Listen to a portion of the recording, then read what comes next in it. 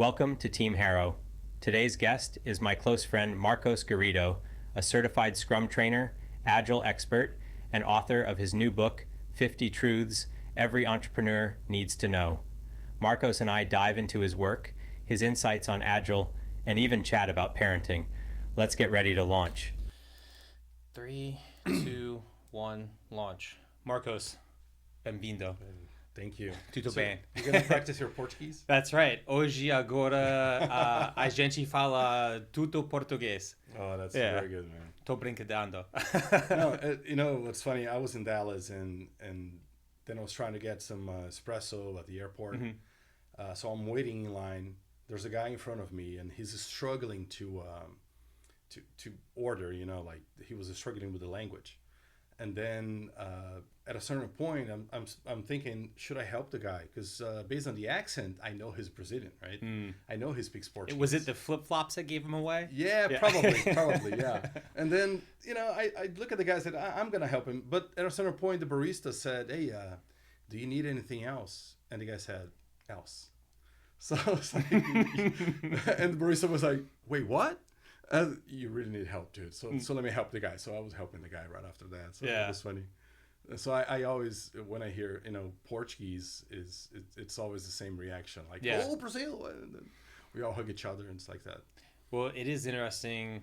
I only knew one other person from Brazil when we were living in the Washington, D.C. area. And it just randomly happened to be a Brazilian army general, maybe. He was an officer. And he lived on my street and he worked at the embassy. Oh, okay. So he was in their mill group. And we just randomly got talking one day. I forget how we met. I went over and watched a World Cup game at his house.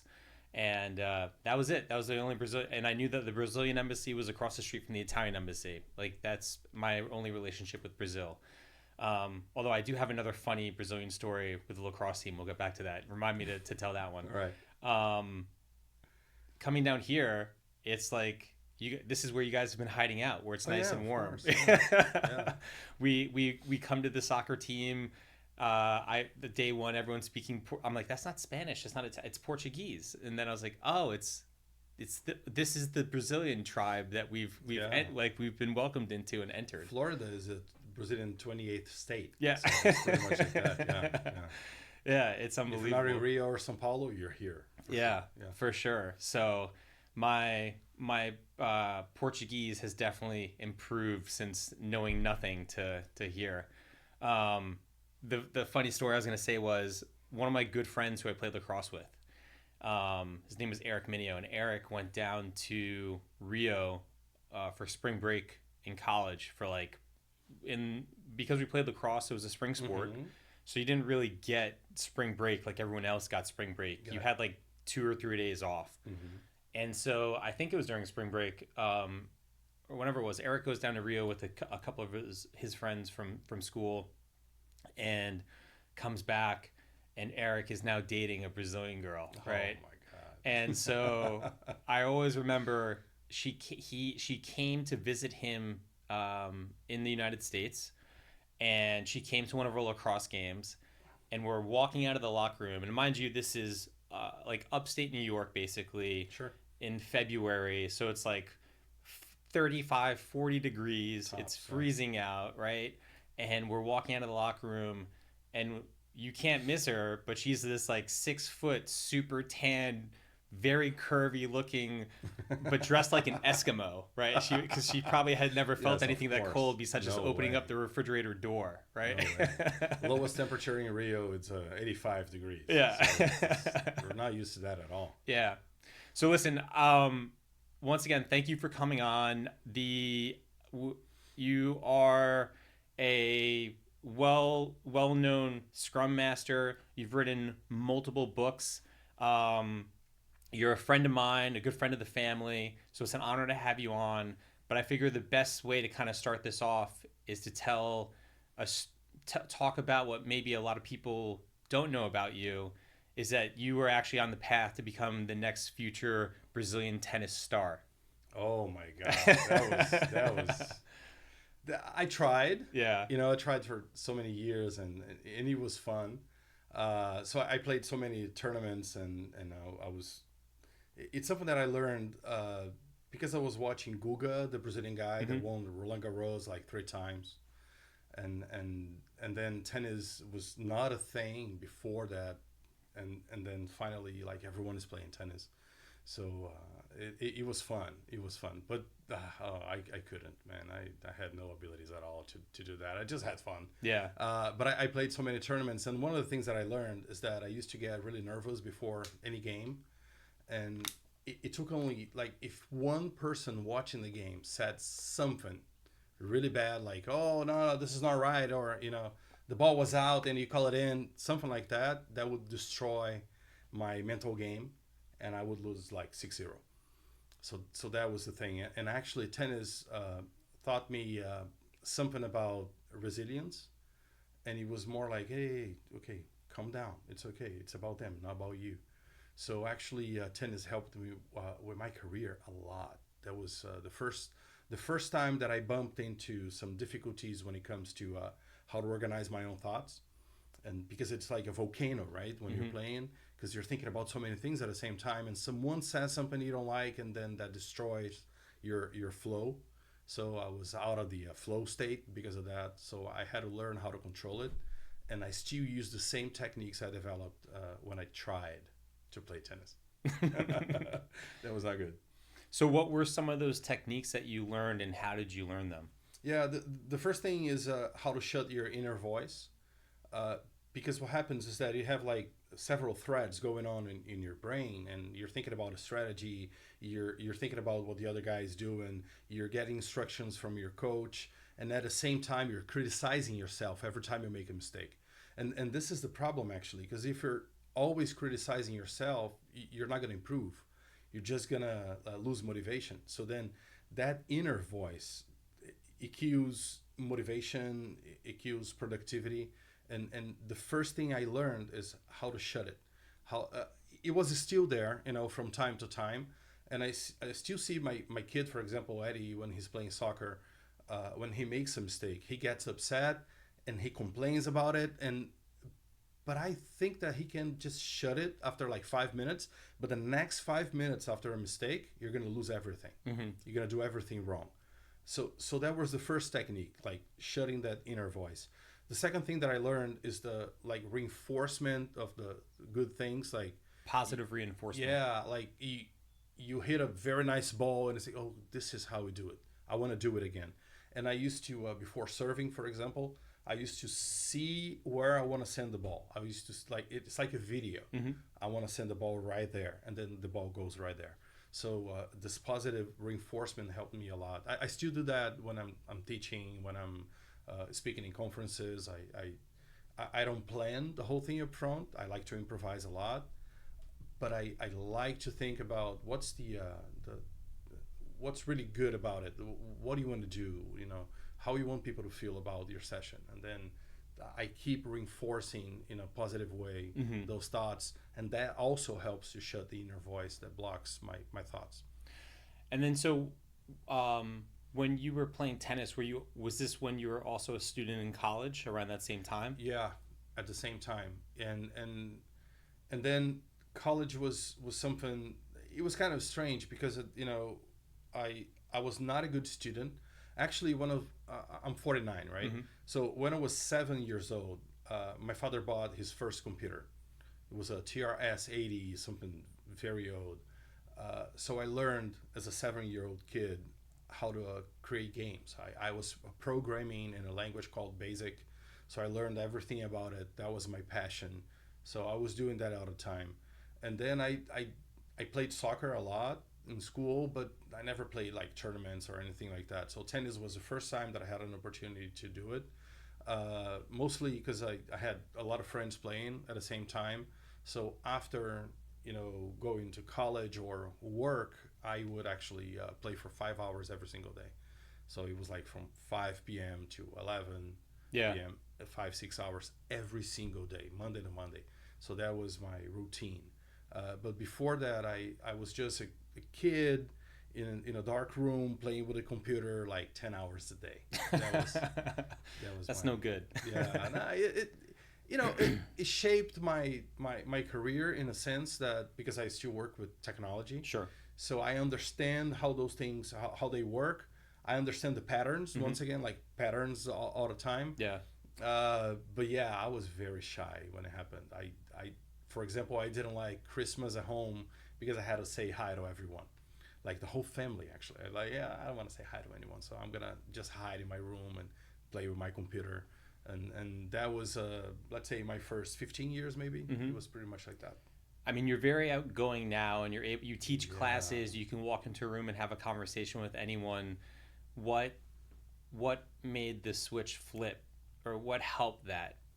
When I was 17, I secured my spot at the university. I was still very shy. I was learning computer science. So I was not doing okay there. I was not getting like nice grades or anything like that because I thought that computer science was like, I'm just going to create games. And then suddenly I had to learn math and other stuff. So I was basically failing for 2 years. And then my father said, I'll help you with something because I don't see you communicating with anyone. You don't talk to anyone. You just talk to the computer. It's like you feel safe in that spot. So it was pretty much like that. Then he rented a place. He bought 40 something computers. And he said, now we have a training facility. Go teach what you know. So I was teaching computer graphics, Microsoft Office, whatever, I could teach. I had hundreds of students at a time. And then to teach a class, you got to talk to people. You got to look them in the eye. And then I actually learned how to do it. So at first, the business was, of course, failing.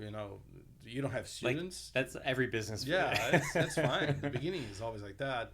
First year, and then after 2 years, we started making good amount of money. And then I said, oh, so this is what I'm gonna do. And then my father said, no way. You gotta get back to the university. So he sold everything. And he said, you're ready now. It was funny because right after that, I was looking at my grades and I was getting 10 on everything. So from 0 to 10, I always get 9.5 to 10. And I was getting like 0 all the time. I did the basic math semester that I had to do it 5 times. But then the last one, I aced it. Like, why do I know that now? It's because I had to teach a class. I had to learn how to organize my thoughts. And if you need to learn how to organize your thoughts, then you need to create a process. So you can learn, so you can teach. The best way to learn something is actually teaching it. I was just going to say that Yeah. I've always felt that for me to personally comprehend and truly understand whatever the topic is, whether it's a language or something in the military or sport, whatever it is, to be able to teach it. And even trying to teach math, I was helping Peyton with math late last night, and I was like, all right. Oh, I still know this, and I was able to explain it to him, right? Because if you can, what did Einstein say? If you can explain it to a 6-year-old, then you actually truly understand the concept and the topic. Yeah, and from time to time, actually, what I do is when I have something very complicated, I ask ChatGPT to convert it to an explanation that a 6-year-old would understand. Oh, that's a good one. Then I compare to my way to do it. Just to, okay, I'm doing okay. Yeah, I know how to explain it. Yeah. So I'm not going to use that explanation. It's just to compare with mine and say, okay, I'm doing okay. Yeah, ChatGPT is a great way just to double check what you're doing in life and in work, and someone just looking over your shoulder. It's almost like someone who knows maybe a little bit more about you because every time you type something, that thing learns about you, man. Yeah. And then that's no, very I know powerful. It's helped me a lot for a bunch of different things. It's helped me a lot with this and just helping save time of in the beginning I had to basically teach it what the podcast is about. Got it. And the major themes of the podcast: resiliency, mental toughness, my time in the military, my time as a college athlete, my time at West Point, me getting injured, overcoming my injuries, figuring out what I had to do later on in the professional world. And then now I'll just say, hey, I have Marcos coming on. I would like highlight your LinkedIn, send it to ChatGPT. Got it. And I say, give me 4 sentences to post on LinkedIn about this guy coming on the Team Harrow podcast. And it'd be like, next up on Team Harrow, we're excited to have Marcos to talk about resiliency and his time here and learning this and being able to teach that. And it's like, bam, like that, right? It's like the bartender yes. that knows all your stories. Yes. It's pretty much like that. Yeah. That's probably what should they name it. It's probably the better naming and marketing of calling it the bartender. Next product, let's create it. Yeah. Perfect. Because he knows everything. Yeah. Yeah, that's it. The smartest person in the bar is always the bartender. That's true. That, hears all the stories, pays attention to the patterns, right? Yeah, and actually, this connects with the university issue that I had there, like that not getting good grades. At a certain point, I said, I'm going to give up.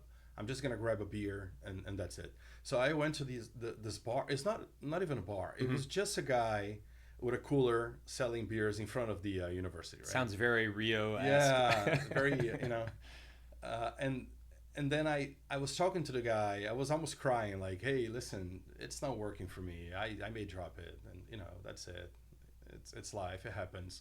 And the guy said, what are you struggling with? And I said, math. And the guy said, okay, how long do you have? I said, I'll be here for like 20 minutes. So the guy grabbed a piece of paper and he was teaching me that thing. For real. I said, how do you know it? And he said, dude, I took it. I took that class many times. Wow. I know it. I said, so why you're selling beer? It's my passion. I said, no, you're joking. The guy said, no, I'm joking. I keep hearing people all the time. Yeah. The name of the guy was Shina. It's China. Okay. Because it's and so he was a Chinese guy living in Rio. And he was learning new things based on conversations he could hear from students around him. Very smart guy. Never saw the guy again. Yeah, I mean, there was something to be said about just surrounding yourself with smart people and trying to absorb that knowledge, right? Yeah. Selfishly, I think I'm improving as a person and professionally just by doing this in 2 ways. One, I feel like it's forced me to become a better listener. Since the first episode I tried doing with my friend Cam, which we never aired, I felt like I kept interrupting him, and it was like a very choppy conversation. And it forced me to just sit here and listen, which I do so much of a better job of now, because in sales and in business, it's all about listening. Tell me about your problem. Tell me what I can do to fix what is the issue, right? Yeah. Tell me what you're looking for. And then I have to be able to sit here and listen and be able to pull little strings of that and keep the conversation going and try and steer it to where I want it to end up to, right? To help them and to help me, etc. And then the other piece to doing this podcast is every time I bring someone on and sit here and have a conversation for an hour and a half, I feel like I learned so many little like nuggets of information and things that people say that I still use.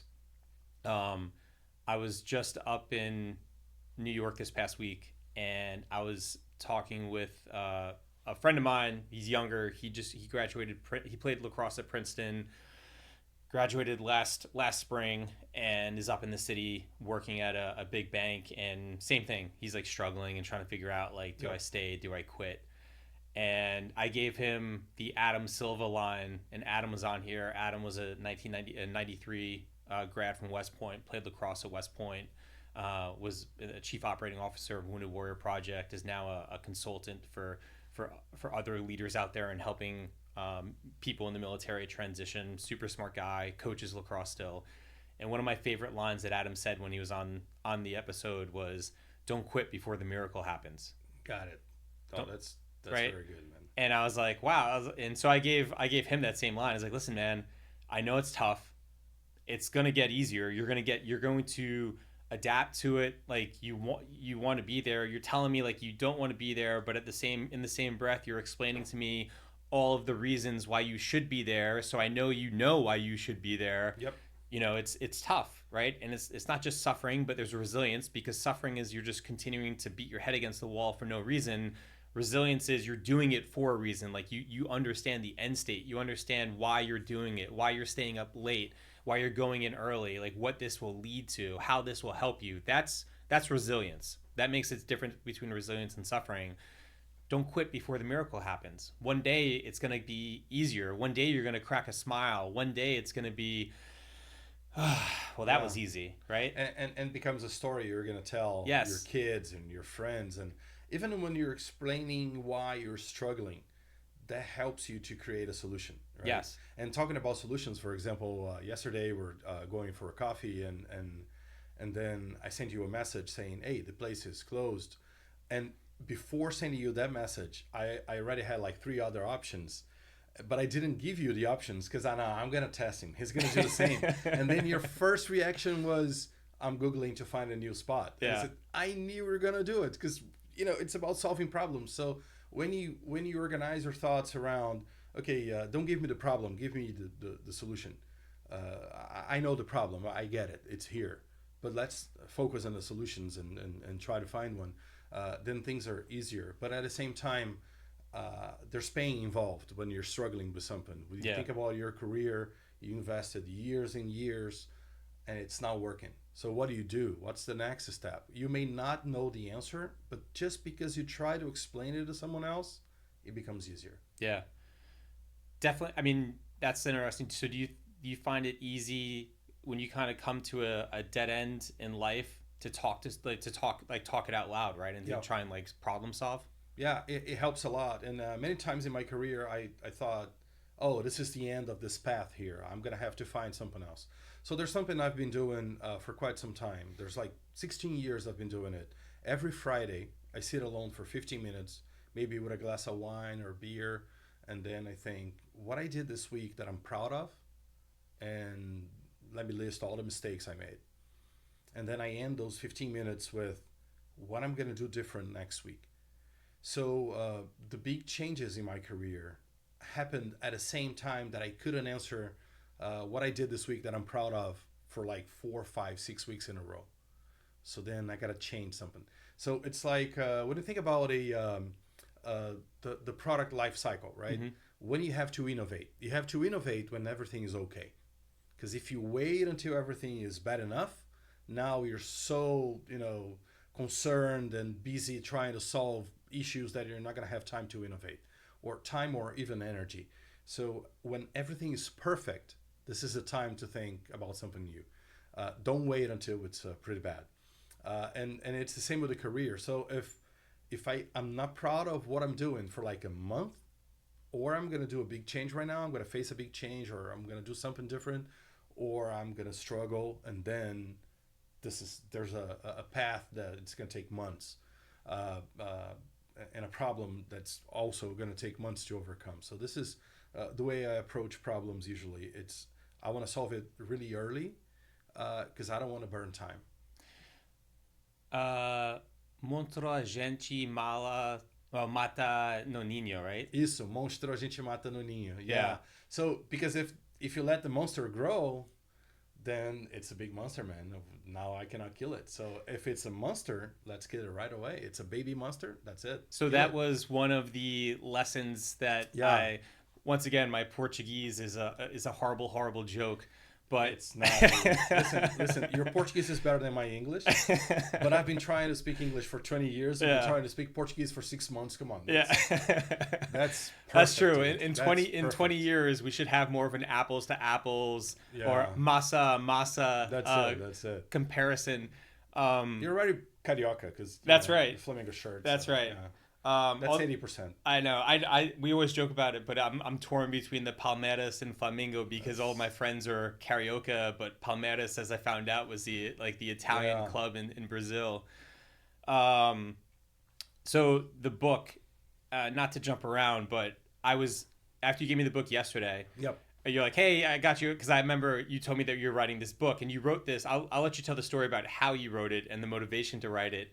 But you gave it to me, and I was like looking forward to it after you told me about it. And I looked at it, I'm like, oh yeah, stupid me. It's all in Portuguese. In my mind, I was like, I thought it was going to be in English. Yeah. And I was like, all right, well, this is a great way to practice my Portuguese. So yesterday when I went home, I was like thumbing through it, and I'm like getting bits and pieces. But what I was doing was all the 50 points, I was kind of just going through and looking at like every sentence. And I'm like, all right, I can kind of get that. What's that word? Google Translate. Okay. Yeah.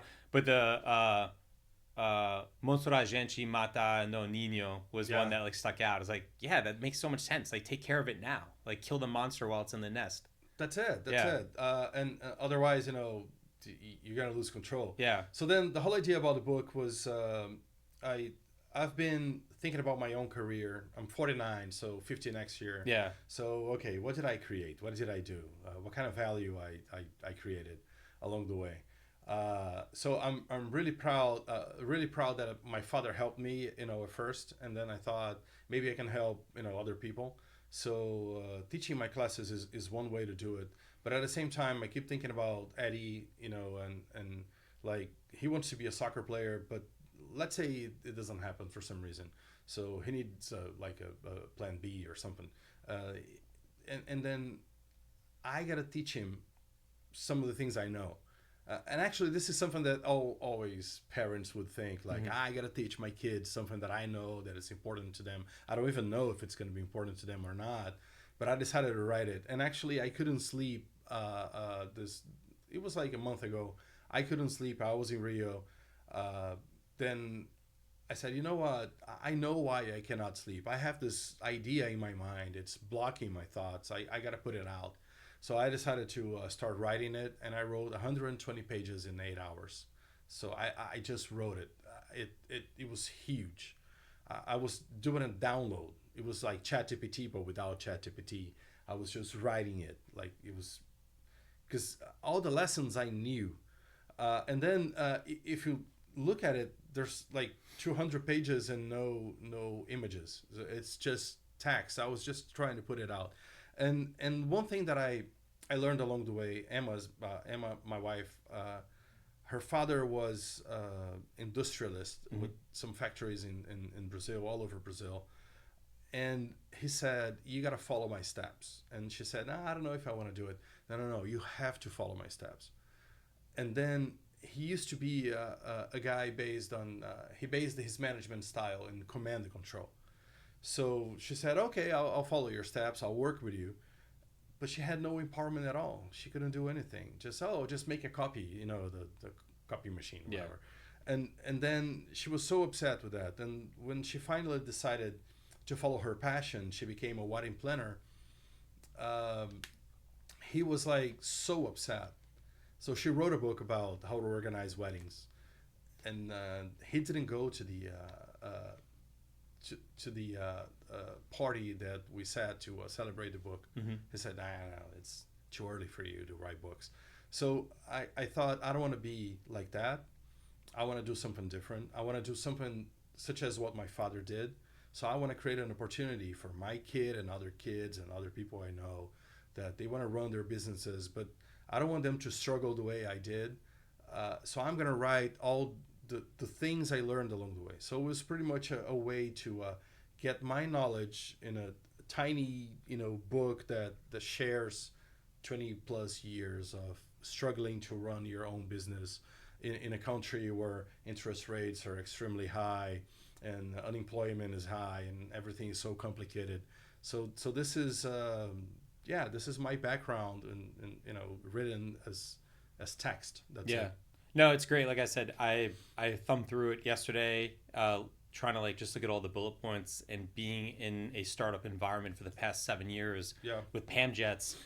I was like, yeah, that is right. Yes, that is true too. Yeah. Yes, I wish somebody had explained that to us before, great nuggets of knowledge. So when you do release it in English, I will pass it around like the Bible, because there's a lot of good pieces of information in there. You talk about several times, you've mentioned so far about people following their passions. The beer guy in Rio, Sheena, Emma. Is that something that you feel like you've done, is following your passion for a career? Yeah, when my father helped me, setting up that small company so I could teach what I knew, that created a passion for me. Like, teaching is my passion. So we have like dozens of consultants, doing all sorts of how can I say that? We like to innovate. We like to create stuff. So we're doing all sorts of things when it comes to consulting. But my passion is teaching.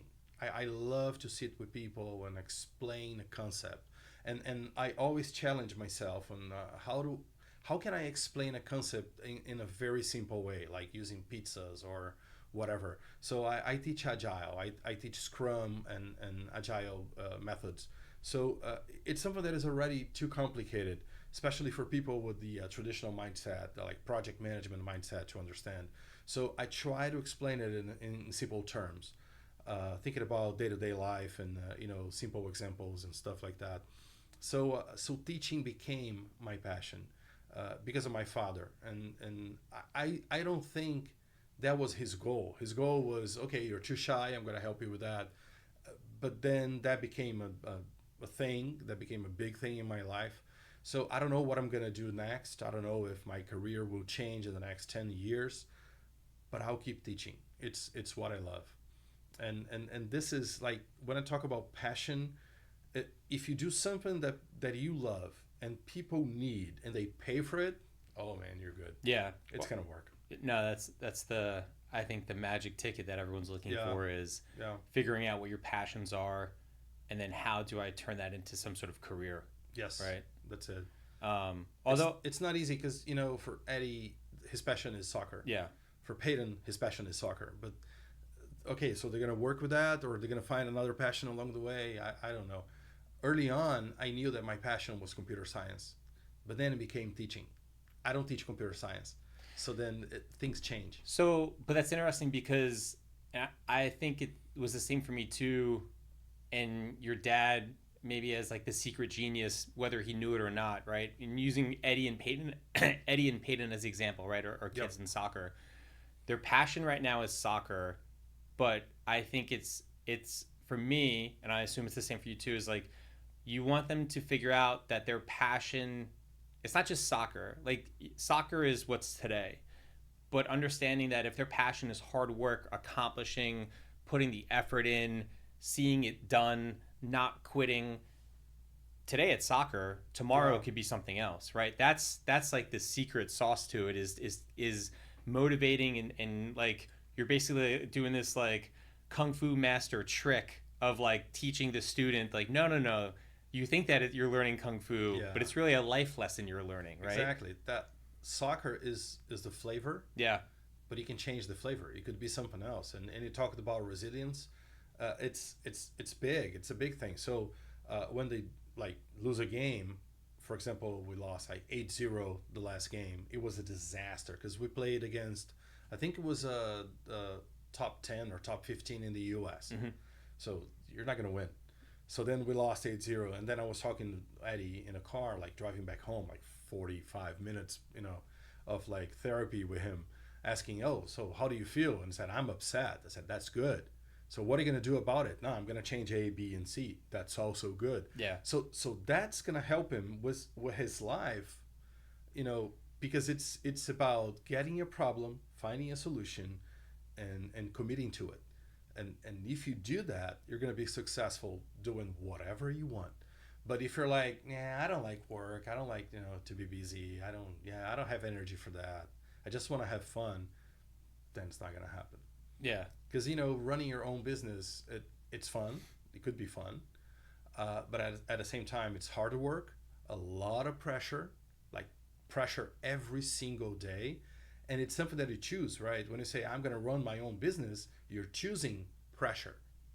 I'm going to deal with that every single day. It's not something that happens only. It's something you chose because, it's your decision. So then I always tell people, when I'm going to do A, B, or C, I'm going to move to another country, such as, what I did and so many friends, like I did. Do you really know why you're doing it and what's going to happen, what you're buying with it? There's a package, There's so many things inside. You're buying this, like moving to a country where you don't know anyone, your family is not here. So you're buying this. You really want it. So I always ask Eddie, what do you really want from soccer? It's what do you want to do? What do you want to accomplish? Do you know all the struggles you're going to have and then all the things you're going to face? And that's it. So you're ready for that. You're choosing that. Yes, I am. So let's go. Yeah. So then I'm going to do whatever I can to help him. No, that's the big thing, right? Is the buy-in, the internal buy-in and internal decision that person makes. I was maybe it was you I was talking to yesterday or someone else last week when I was up in New York. I can try and motivate you. I can try and give you my story of resilience. I can try and tell you how I was a college athlete. I could tell you how I was in the army, what I did in Iraq, what I did in Afghanistan, how I made it through special forces, being a Green Beret, my injury, overcoming that, learning how to walk again. I could tell you the whole story. But at the end of the day, you have to be willing and open to being motivated. You have to have the want of, okay, I'm kind of not feeling it right now, but I want to be better, right? And I think that there's so many people nowadays that I'm not happy at work. I'm not happy in my life. I'm not happy with myself physically. Okay, we can change that. Whether that's through motivation, encouragement, education, learning how to get back in shape, learning how to make yourself happier, but you have to be able to take that knowledge and do something, right? Like there's so many times I've had conversations with people and they're like, I feel like shit. Well, what are you doing? Oh, I'm not, I used to work out. I don't work out anymore. All right, well, that's one. Like, as I dive deeper and start to pull the layers of the onion back, it's like you're not working out, you're eating like shit, you're staying up late, fucking around on your phone. Yep. It's a no-brainer, right? I can help you. Let's just take away one of those things. Yes. But most of the time, people don't want to take away the things because people like being comfortable. Humans like to be comfortable, and you have to be able to step out of your comfort zone and force yourself to step out of your comfort zone. But if you want to achieve something, there's no achievement without sacrifice. And then, okay, so what are you going to sacrifice? What do you want to do? And it's funny because that happens in the military, that happens in the business, or whatever you want to do, soccer, it doesn't matter. Yeah. And I always tell Eddie that, like, hey, you want to be an athlete, so you got to eat right, you got to, sleep 8 hours, and you got to do all those things. But you got to learn how to play. You got to be coachable. Otherwise, the coach is giving you instructions and it's, I don't care. Yeah. Not gonna learn. Not gonna learn. Not gonna evolve, and not gonna achieve your dreams. Yeah. So then this is the problem. It's like it's up to you. So, okay, when you think about sports and you play lacrosse, and I tried to play tennis. It's like I still remember that. Like I send the ball aiming like I want the ball to get like really close to the line. Yeah. Because that's going to be a winner. And then, boom, I missed it. I'm so upset that after the game, I'm going to try to hit the ball 200 times to get to that point. So I bought a ball machine. I'm going to train because I want to hit the can 10 times. I'm not going home until I do that. So I was doing it and failing. I said, maybe it's not for me. But then, listen, it's continuous improvement in short cycles, the agile thing. Yep. Is continuous improvement, short cycles, and focus on the next most important thing. So do it. You got to do it. If you don't try, you're not going to make it happen. So then you may win by chance, but you want to leave it to chance, right? You want to make it happen. So it doesn't matter if we're talking about business or sports. It's the same thing. Hard work, knowing the purpose, and getting better every single time. Use every single opportunity to improve. Every single mistake, you have to use it and learn from it so you can do better next time. I always say, and I do that in when I'm teaching or at home, it's okay to make mistakes. Don't repeat it. Because if you repeat a mistake, you're not learning. When I was I spoke to Chobani last week. Mm-hmm. My friend is like one of the higher ups over there. So he asked me to come and do a Veterans Day kind of like fireside chat with him. And he's a veteran also. And one of the best questions I got asked at the end was from a woman. She stood up and she's, introduced herself. She was a Division I volleyball player, super competitive. She's pregnant, like 5 months pregnant or 6 months pregnant. She wants her kid to be a competitive, resilient person. And she's like, how do you do that? Right? Like, what is your advice? And which kind of took me back. And I was like, I'm getting parenting questions. This is pretty, That's pretty good. That's new.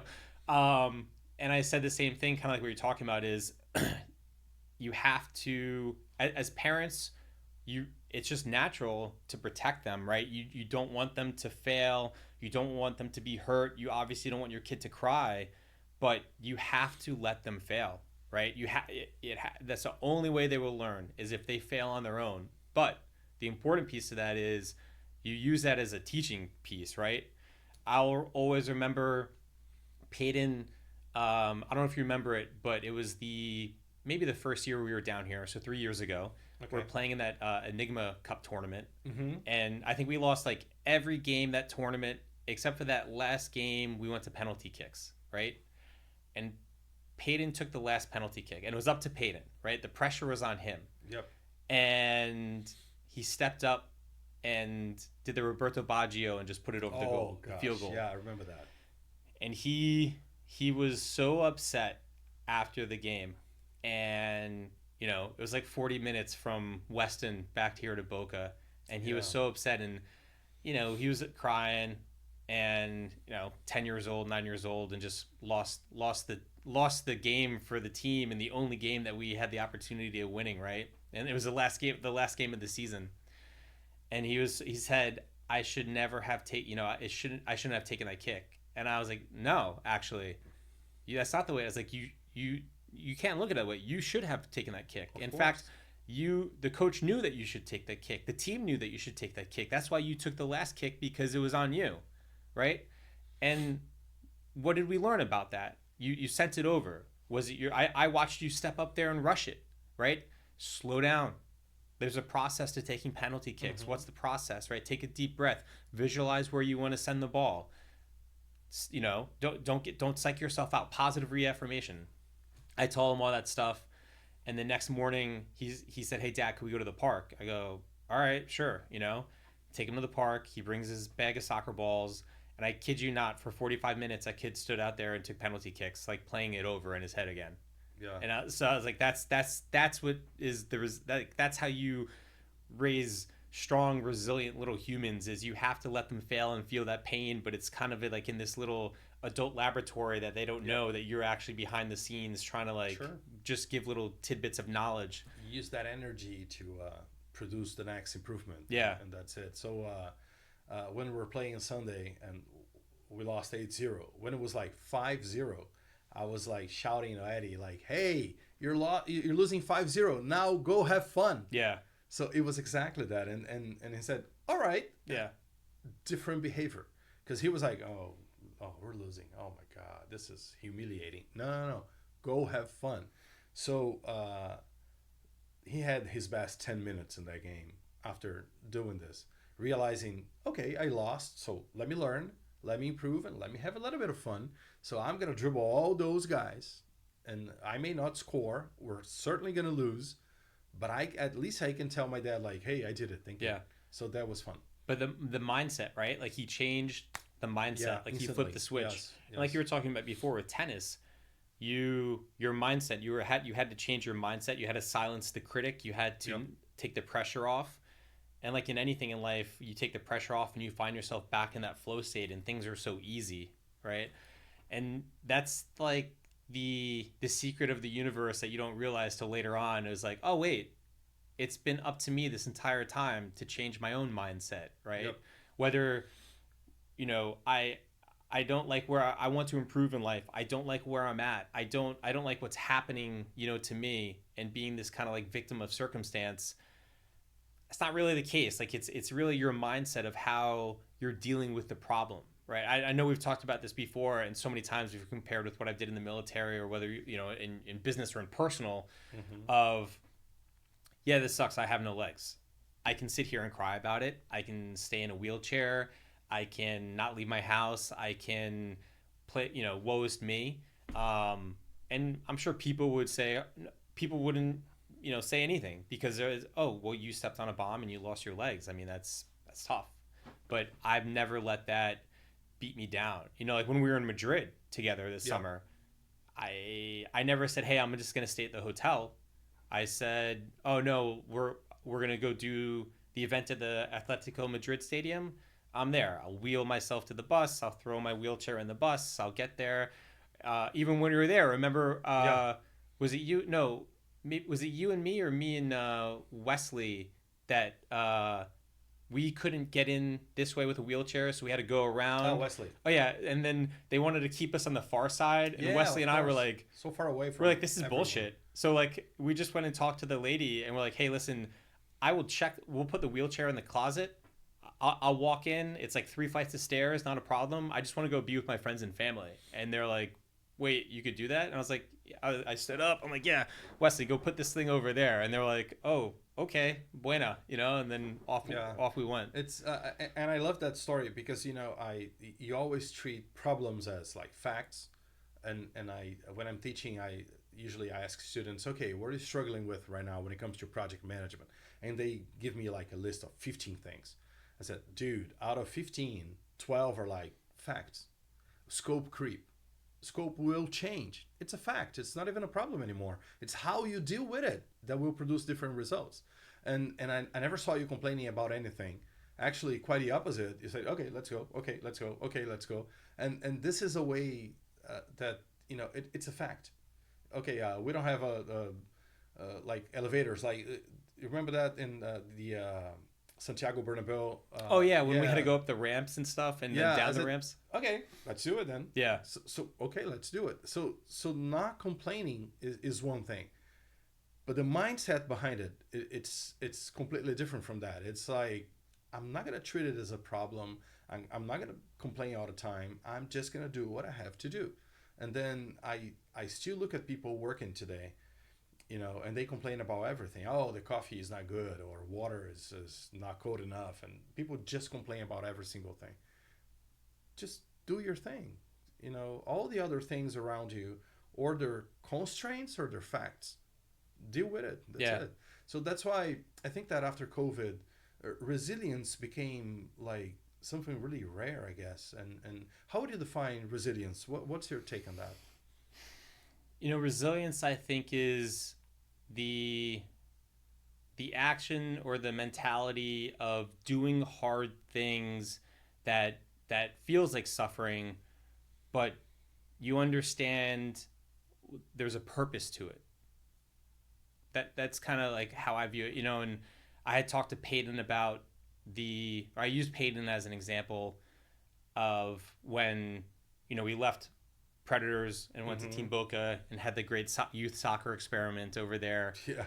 And that he is resilient, where I know that he would continue to go to practice every day, get told that he's not going to play, get told that he's only going to play with the B team, get told that some days he's going to have to go practice with the B team, and be put in like these tough mental situations. Physically, I just watched him, he could hold his own, but it was the mental piece and the mental toughness.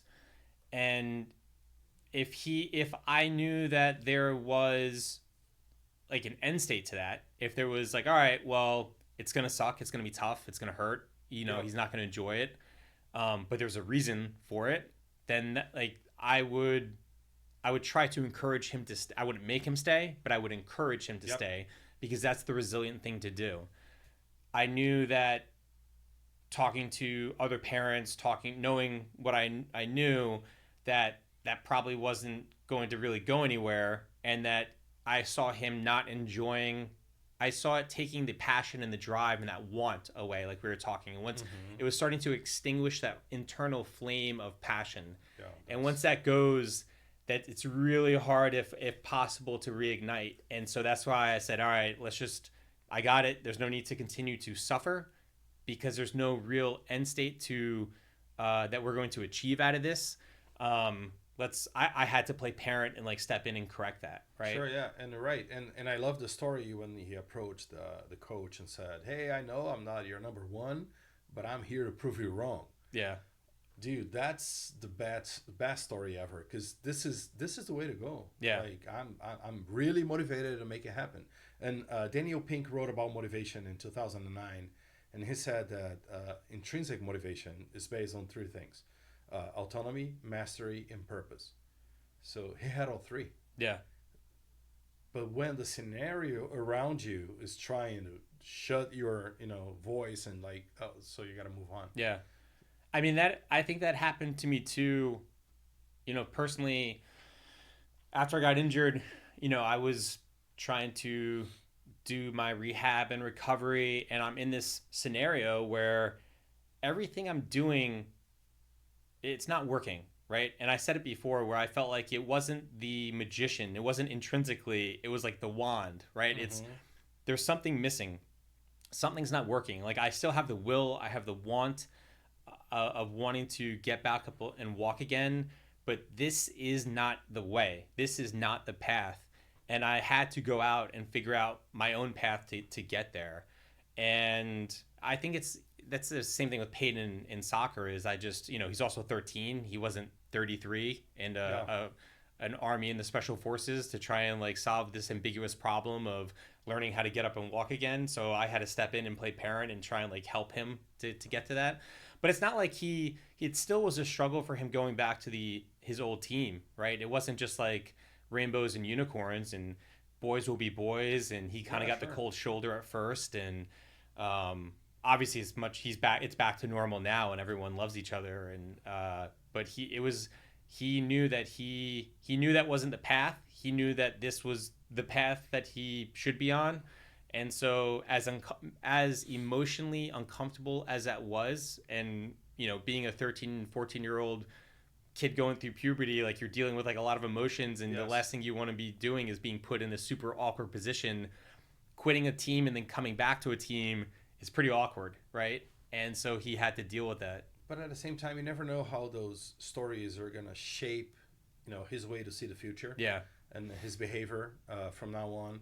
So 25, 30 years from now, he may look back and say, that was the moment that I realized that if it's not important to me, I'm not doing it. So as I had the help from my dad when he said, I'm going to help you with your issue, then that's it. Today, I'm a different person because of that. But you never see it happening, right? We're going to have to wait 20 years to understand the impact of that decision. And it's certainly a good one because he's happy, and he's doing okay, and he keeps improving all the time.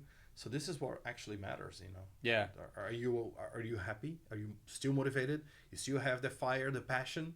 Keep doing it. Doesn't matter where you go. Keep doing it. Yeah. That's it. There was a lot of times when you and I are standing on the sidelines at soccer practice, or when the kids are training together, or at games, and we talk like work or like talk shop, right? Yeah. And it's funny because you'll always tell me something about what you're doing or what you're teaching. For example, what you just did with agility, in terms of it's small victories or like small progress, right? In SEER school, which stands for it's SERE, Survival, Escape, Resistance, Evasion, which is one of the most toughest courses in the military. Basically, it teaches you how to deal with interrogation, and if you're a prisoner of war, living off the land, evading. But also one of the most professionally run courses I've ever been through. Wow. And you learn a lot, not just about yourself, but a lot of cool things.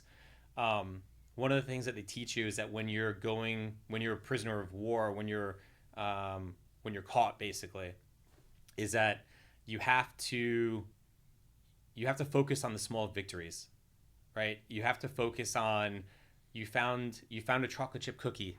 You have to focus on you got 30 minutes of sleep dry. You have to focus on the little things, because if you just focus on I'm getting beat up, I'm being starved, I'm cold, I'm wet, this is uncomfortable, this sucks, the mindset, right? You've totally just shot yourself in the foot.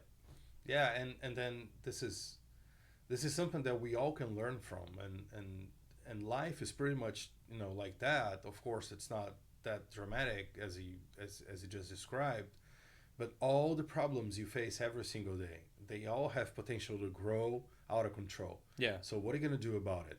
So this is not a problem, it's just a fact. Okay, so I'm going to deal with it. Oh, this is a big problem, I got to solve it, but I'm going to prioritize it. I'm going to solve it right away, because otherwise it's going to become a big monster. Yeah. So then let's tackle this right now.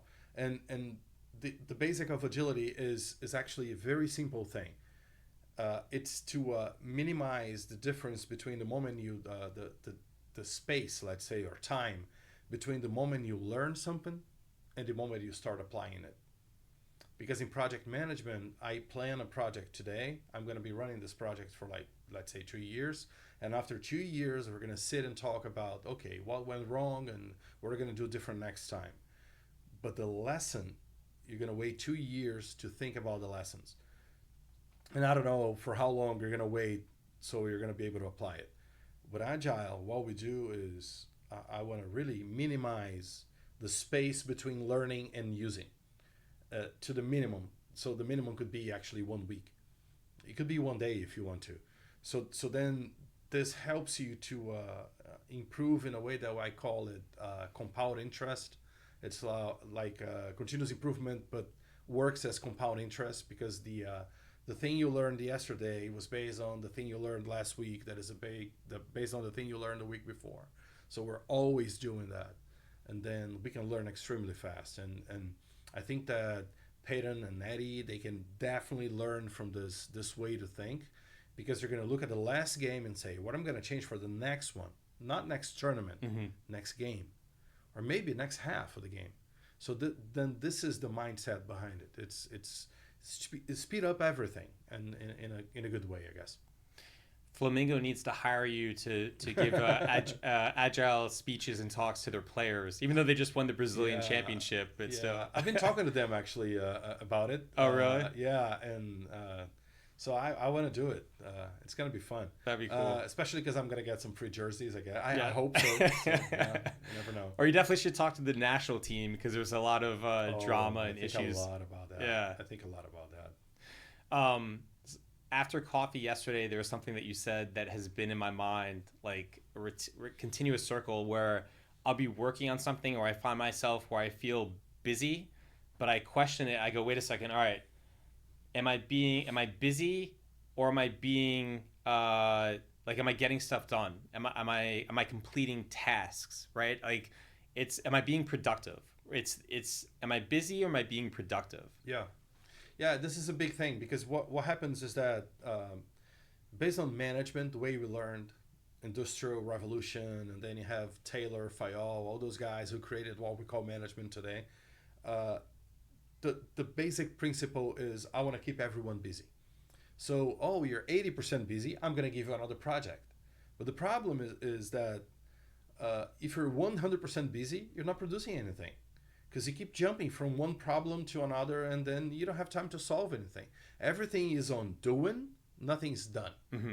So then this is the main problem that I try to solve when I'm doing consulting or training, is to explain to people the importance of focus on the most important problem you have right now, solve it, and only then you're going to jump to the next one.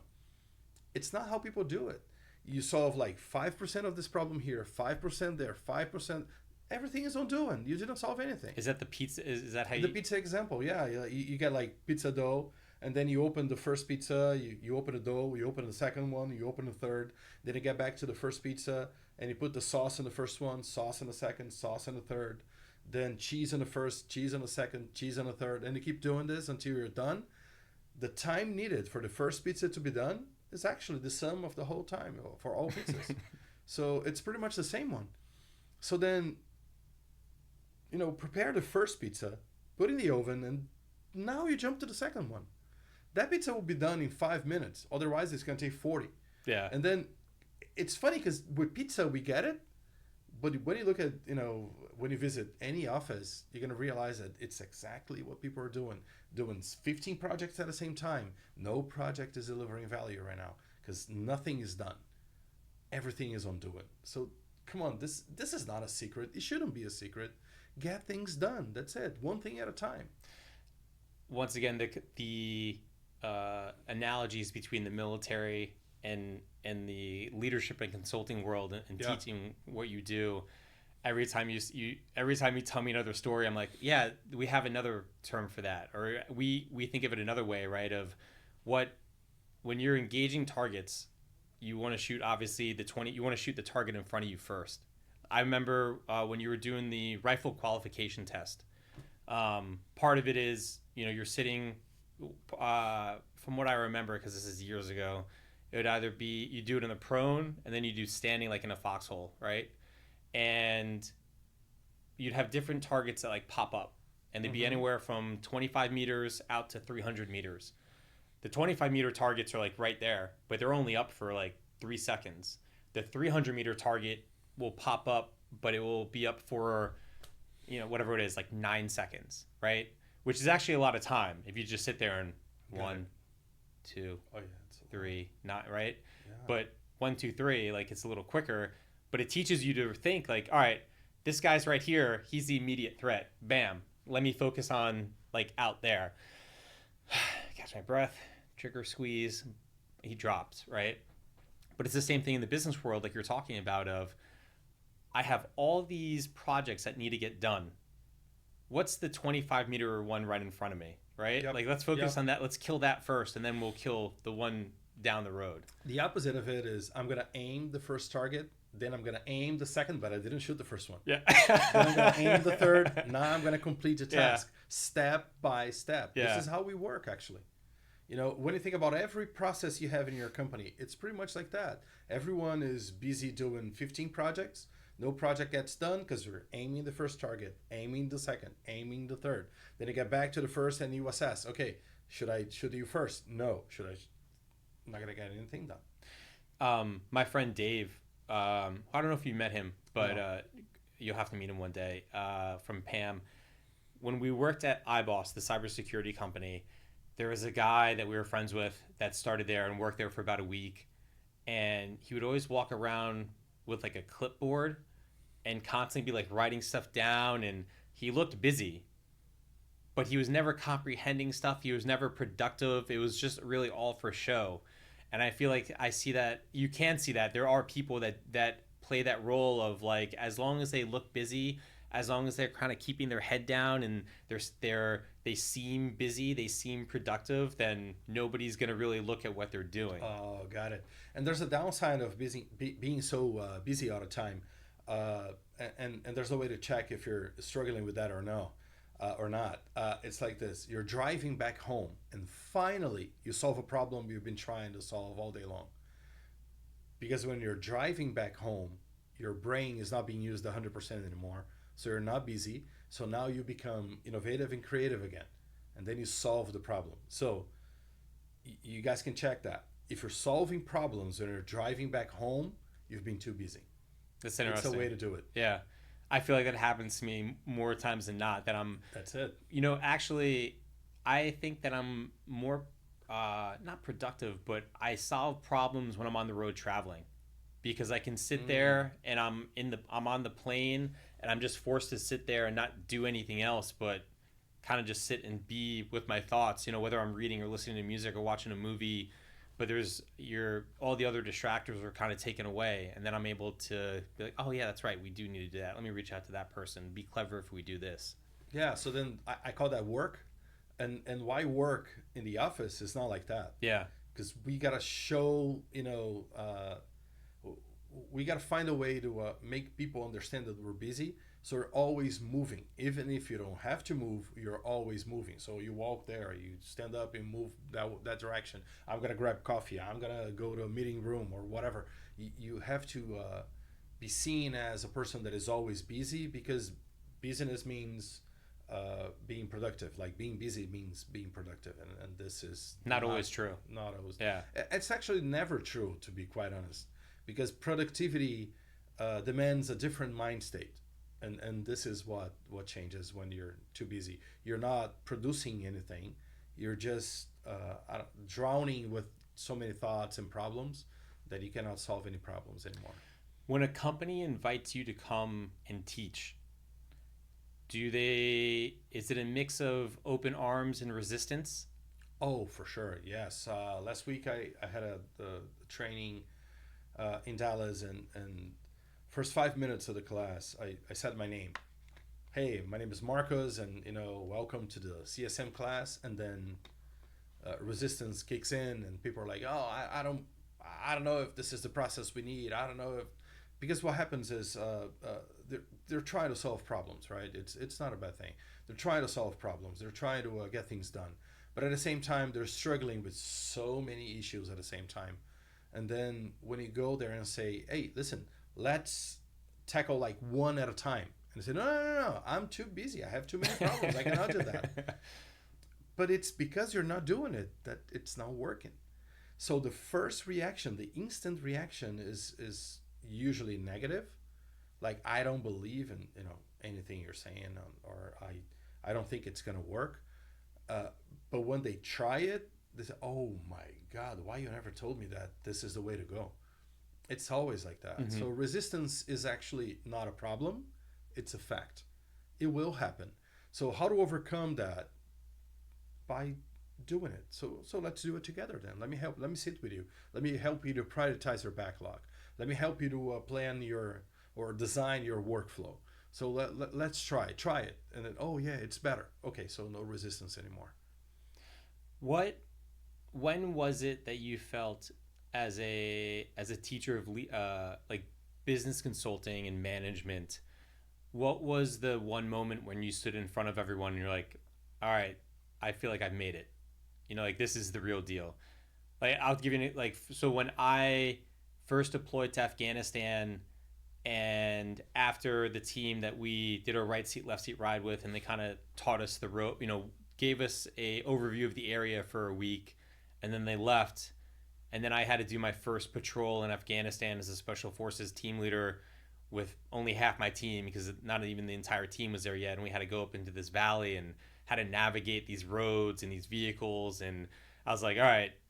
And then when our windshield got shot out with machine gun fire, I was like, this is the real deal. This is happening now. I'm a Green Beret in Afghanistan in a firefight, getting ready to call in an airstrike. Like, I made it to the show. Wow. I think that it was early on, 2014, when I was in this coaching engagement, and there was a company that it's a fleet management company. They were not able to release anything new for 9 months because they're struggling with their own process. And we got there doing short cycles, like daily sprints, as we call it, from 9 a.m. to 5 p.m. So 9 a.m. you plan what you're going to do until 5. Then you sit and think, okay, what are going to change for next day? What kind of improvements we're going to put in place. And then after 2 days of work, they shipped 3 new versions of their software. And then the guy looked at me, the CEO cried. I never saw a CEO crying. So the CEO cried in front of me, and the guy said, I don't know how you did it, but that's going to change our company. That specific day, it was July 2014. That specific, that day I was at the hotel thinking, yeah, this is what I want to do, dude. You got it right. Now that's going to happen. And another moment that happened in 2020, like when COVID was hitting us so hard, it was when I helped Coca-Cola to introduce their first global beverage with alcohol in 4 days instead of 9 months they were planning. You should have brought that so we could drink it instead of just. We could promote seltzer. that instead of the book. That's a lot better, right? A lot better. And then it was fun because they thought, it's gonna take 9 months to do it, and we did it in 4 days. By the end of it, I was looking around and thinking, we can do like crazy stuff and it works. And what if we fail? Well, if we fail, next day we're going to change it because it's like daily sprints. And this is how we do it. So I'm never concerned about making mistakes. Once again, it's about learning from it. So then just try. And when I saw that process with Coca-Cola and that fleet management company, those examples, those stories are like stories that I'll probably tell Eddie when he's like 25 and struggling in business or something like that. It's what I'm going to tell him. Hey, let me give you, one example of how to overcome like obstacles or, roadblocks and things like that. So I think that was the first one in 2014 was when I realized there's value. You're delivering value, it's pretty much like that. Yeah. You started to realize the passion that you had, and that you're also able to help people, right? Yeah, and what you say actually happens. So this is one thing too. Yeah, because you can tell stories, you can tell someone else's stories, and that's fine. But when you're telling your own stories and you have a bunch, then it's real stuff. Yeah. Yeah, it's not something you read. It's something you lived through and you saw, you felt, and then it's your story. It's your thing to tell. Yeah. I love it. Do you ever feel like it's, I mean, I don't get not bored or tired of it, because obviously it's my story. I lived it.